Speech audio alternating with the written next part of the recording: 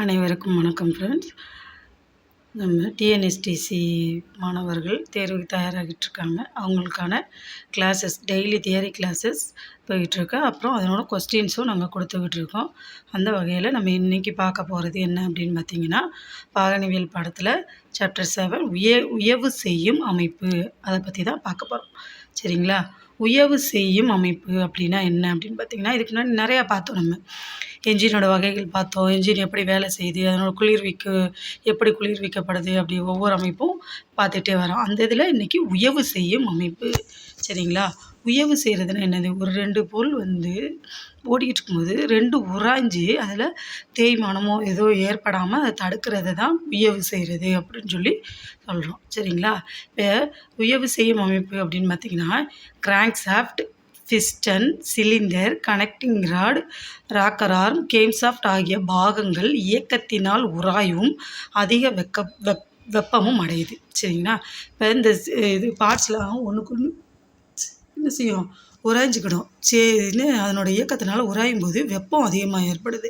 அவ்வாறு ஏற்படும்போது உராய்வையும் அதிக வெப்பத்தையும் கட்டுப்படுத்தவில்லை என்றால் பேரிங் அல்லது பிஸ்டன் பிடிப்பு ஏற்பட்டு அந்த பாகங்களின் இயக்கம் தடைபட்டு என்ஜின் என்ன செய்யும்?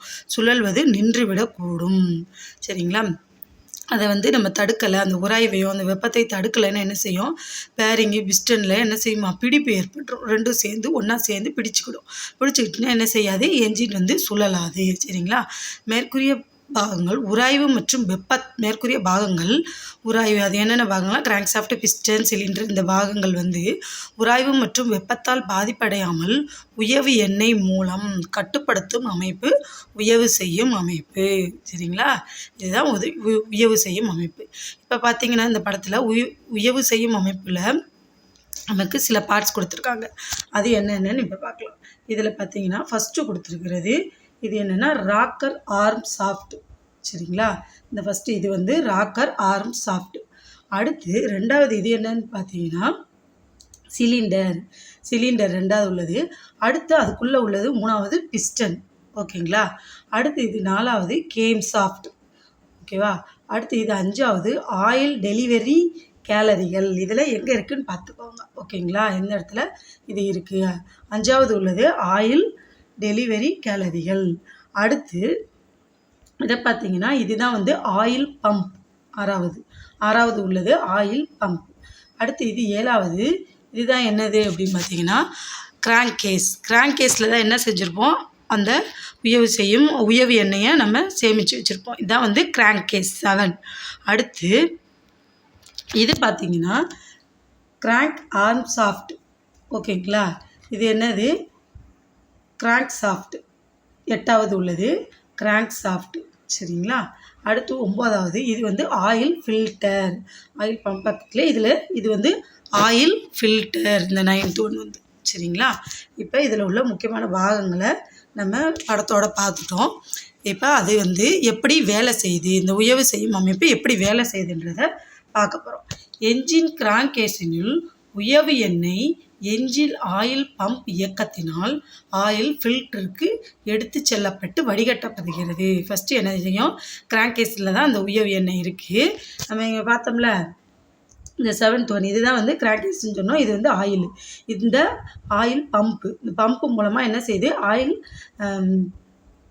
ஃபில்டருக்கு எடுத்து செல்லப்படுது. இந்த இடத்துல இருந்து இங்கே 9th இந்த இதுக்கு எடுத்து செல்லப்படுது. சரிங்களா? அப்படி எடுத்து செல்லப்பட்டு அங்கே ஆயில் ஃபில்டரில் என்ன செய்யும்? ஃபில்டர் ஆக்கப்படும். அந்த ஆயில் வடிகட்டப்படுது. அங்கிருந்து என்ஜின் ஆயில் கேலரிக்கு அழுத்தத்துடன் எடுத்து செல்லப்படுகிறது. ஆயில் கேலரியிலிருந்து crank shaft, connecting rod, piston, cam shaft, turbo charger ஆகிய பாகங்களை உயவு செய்வதற்கு உயவு எண்ணெய் எடுத்து செல்லப்படுகிறது. சரிங்களா? ஃபஸ்ட்டு என்ன செய்யுது? கிராங்க் கேஸ்லேருந்து உயவு எண்ணெய் என்ஜின் ஆயில் பம்ப் இயக்கத்தினால ஆயில் ஃபில்டருக்கு எடுத்து செல்லப்படுது.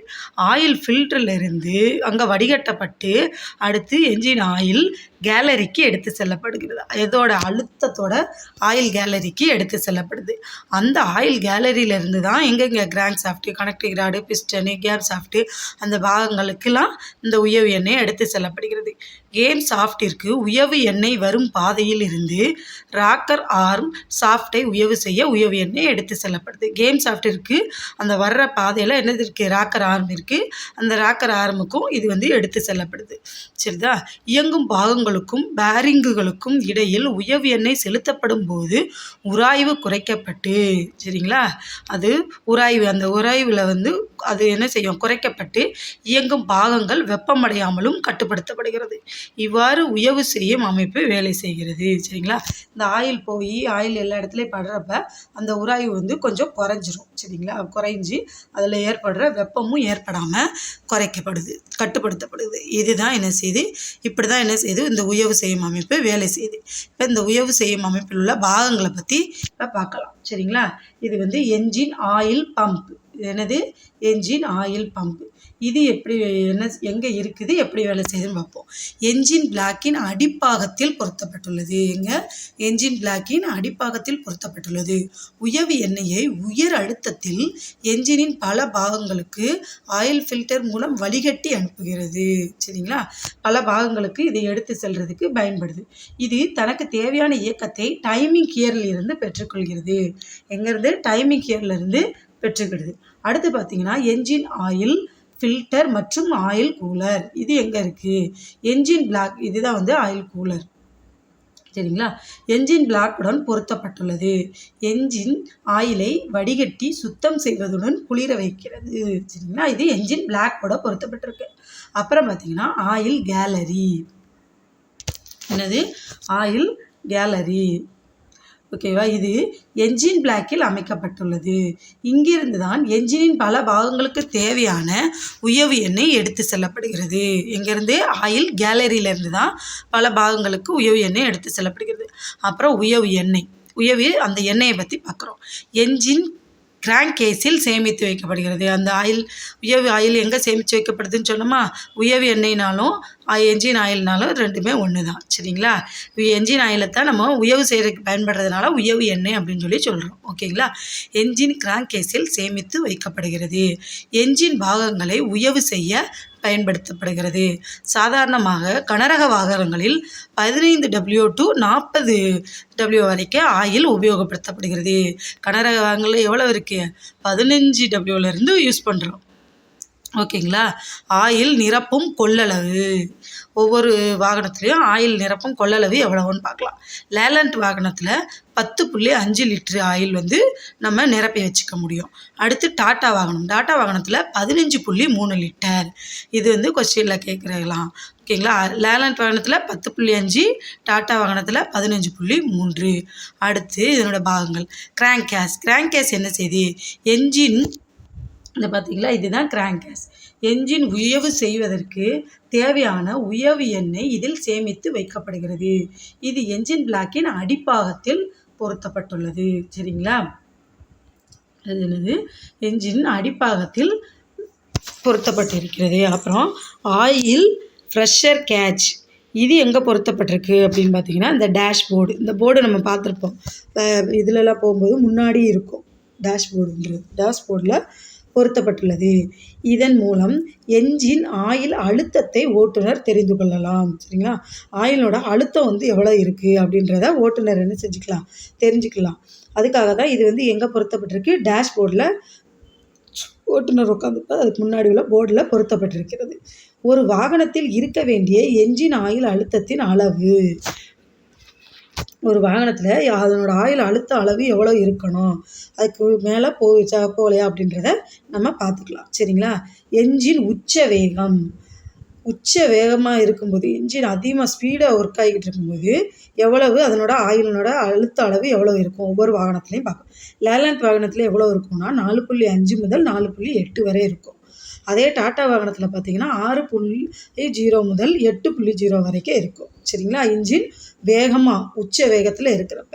அப்புறம் என்ஜின் குறைந்த வேகத்தில் இருக்கிறப்ப அதனோட ஆயிலோட அழுத்த அளவு எவ்வளோ இருக்கும்னா, லேலண்ட்டில் 1.0, டாட்டா வாகனத்தில் 1.5. சரிங்களா? Kilogram by centimetre squared. இந்த அளவில் தான் என்ன செய்யும், ஆயிலோட அழுத்த அளவு இருக்கும். இப்போ அதனோட பாகங்கள்லாம் பார்த்துட்டோம். இந்த உயவு செய்யும் அமைப்பில் ஏதாவது பழுது ஏற்படுது அப்படின்னா அதை வந்து எப்படி ஓட்டுநர் சரி செஞ்சு நடவடிக்கை எடுக்கலாம் அப்படின்றத இப்போ பார்க்க போகிறோம். சரிங்களா? பழுது என்னதுன்னா கசிவுகள். ஆயிலில் கசிவு ஏற்பட்டுச்சுன்னா அதை ஓட்டுநர் என்ன செஞ்சு அதை சரி பண்ணணும். வால்வு டோர், கிராங்கேஸ், ப்ரீத்தர் மற்ற இணைப்புகள் வழியாக ஆயில் கசிவிருந்தால் சரி செய்ய ஏற்பாடு செய்ய வேண்டும். சரிங்களா? வால்வு டோரு, கிராங்கேஸ், ப்ரீத்தர் மற்ற இணைப்புகள் வழியாக ஆயில் கசிவிருந்தால் சரி செய்ய ஏற்பாடு செய்ய வேண்டும். சூப்பர் ஆயில் சீல் வழியாக கசிவிருந்தால் அதையும் மாற்றுவதற்கு ஏற்பாடு செய்யணும். சரிங்களா? அடுத்து என்ஜின் ஆயில் கெட்டி ஆகிவிடுதல். என்ஜினில் ஆயில் வந்து ரொம்ப கெட்டி ஆயிடுச்சுன்னா அது என்ன செய்யாது, ரொம்ப அதால் எடுத்து செல்றதுக்கு அதுக்கெலாம் வந்து கஷ்டமாக இருக்கும். அது ஆகாமல் இருக்கிறதுக்கு என்ன செய்யணும், தயாரிப்பாளர்கள் குறிப்பிட்டுள்ள காலத்திற்குள் என்ஜின் ஆயில் மாற்றுவதற்கு ஏற்பாடு செய்ய வேண்டும். அதாவது எக்ஸ்பிரி டேட்டு சொல்லுவாங்கள்ல, ஒவ்வொரு பொருளுக்கும் எக்ஸ்பிரி டேட் இருக்கும். அந்த எக்ஸ்பிரி காலத்திற்குள் என்ஜின் ஆயிலை மாற்றிடணும். என்ன செஞ்சிடணும், மாற்றி விட்டுறணும். அடுத்து என்ஜின் ஆயில் குறிப்பிட்ட அளவிற்கு மேல் அதிகமாக இருத்தல். என்ஜினில் ஆயில் என்ன செய்யுது, அதிகமாக இருக்குது அப்படின்னா அதனால் எதனால் அது அதிகமாக இருக்குது அப்படின்னு பார்த்தோம்னா என்ஜின் ஆயிலுடன் எரிபொருள் கலந்துள்ளதா என சோதிக்க வேண்டும். அப்புறம் எரிபொருள் கலந்திருந்தால் ஓவர்ஃப்ளோ பைப் மற்றும் இன்ஜெக்டர்களை சோதித்து தேவைப்பட்டால் மாற்ற ஏற்பாடு செய்ய வேண்டும். சரிங்களா? என்ஜின் ஆயிலோட என்ன செஞ்சிடும், எரிபொருள் அதாவது டீசலோ பெட்ரோலோ கலந்துருச்சுன்னா இந்த ஆயிலோட அளவு அதிகமாகிடும். அது அப்படியா எல்லாம் கலந்து இதாச்சுன்னா என்ன செய்யாது, ஒழுங்காக ஒர்க் ஆகாது. அதனால் அதை வந்து நம்ம என்ன செய்யணும், கவனமாக செக் பண்ணணும். என்ஜின் ஆயிலுடன் எரிபொருள் கலந்துள்ளதா என சோதிக்க வேண்டும். சரிங்களா? அப்புறம் என்ஜின் ஆயில் அழுக்காக இருத்தல். ஆயிலில் ரொம்ப கருப்பாக ஒரு மாதிரி அழுக்காக இருக்குது அப்படின்னா அதுக்கு என்ன செய்யணும், தயாரிப்பாளர்கள் குறிப்பிட்ட காலத்திற்குள் ஆயில் ஃபில்டரை மாற்ற ஏற்பாடு செய்யணும். ஏன்னா ஆயில் ஃபில்ட்ரு தான் நமக்கு வந்து வடிகட்டி நீட்டாக கொடுக்குது. அதனால் என்ன செய்யணும், அந்த ஆயில் ஃபில்டரை அந்த எக்ஸ்பிரி டேட் முடியறதுக்குள்ளே நம்ம என்ன செய்யணும், மாற்றிடணும். அடுத்து என்ஜினிலிருந்து கரும்புகை வெளியே வருதல். கரும்புகை வந்துச்சுன்னா என்னது, நம்ம இதெல்லாம் வந்து மாசு கட்டுப்பாடு அதிகமாகும். அப்போ கரும்புகை வராமல் நம்ம என்ன செய்யணும், வாகனங்களை செலுத்துறதுக்கு இது பண்ணணும். அப்போ அதுக்கு என்ன செய்யணும் ஓட்டுநர் அப்படின்னு பார்த்தீங்கன்னா, பிஸ்டன் ரிங்ஸ் தேய்ந்து சிலிண்டருக்குள் என்ஜின் ஆயில் சென்றிருக்கக்கூடும். என்ஜினை சோதித்து உரிய நடவடிக்கை எடுக்க வேண்டும். சரிங்களா? பிஸ்டன் ரிங்கு தேஞ்சு அதுக்கு சிலிண்டருக்குள்ளே என்ஜின் ஆயில் போயிருக்குமா, அப்படி போயிருந்தால் தான் என்ன செய்யும், கரும்புகை வெளியே வருமா. அப்புறம் என்ஜின் ஆயில் உரிய அழுத்தத்தில் உயவு செய்யவில்லை என்னால் என்ன செய்யணும், ஆயில் ப்ரெஷர் கேட்ச் பைப் துண்டிக்கப்பட்டிருந்தால் அதை சரி செய்ய ஏற்பாடு செய்ய வேண்டும். என்ஜின் உள்பாகங்கள் தேய்ந்திருந்தால் புதுப்பிக்க ஏற்பாடு செய்யணும். சரிங்களா? அடுத்து ரேடியேட்டரில் தண்ணீரும் என்ஜின் ஆயிலும் கலந்து விடுதல். ரேடியேட்டரில் தண்ணி வச்சுருப்போம், அதில் என்ஜின் ஆயிலும் கலந்துருது. அது இல்லாமல் இருக்கிறதுக்கு என்ன செய்யணும் அப்படின்னு பார்த்தீங்கன்னா, சிலிண்டர் ஹெட் கேஸ்கெட்டை மாற்ற ஏற்பாடு செய்ய வேண்டும். சரியா? சிலிண்டர் ஹெட் கேஸ்கெட்டை மாற்ற ஏற்பாடு செய்ய வேண்டும். ஓகே. இந்த உயவு செய்யும் அமைப்பு இப்போ இந்த சாப்டர் முடிஞ்சிருச்சு. இதுக்குரிய கொஸ்டின்ஸையும் நம்ம இப்போ பார்த்துடலாம்.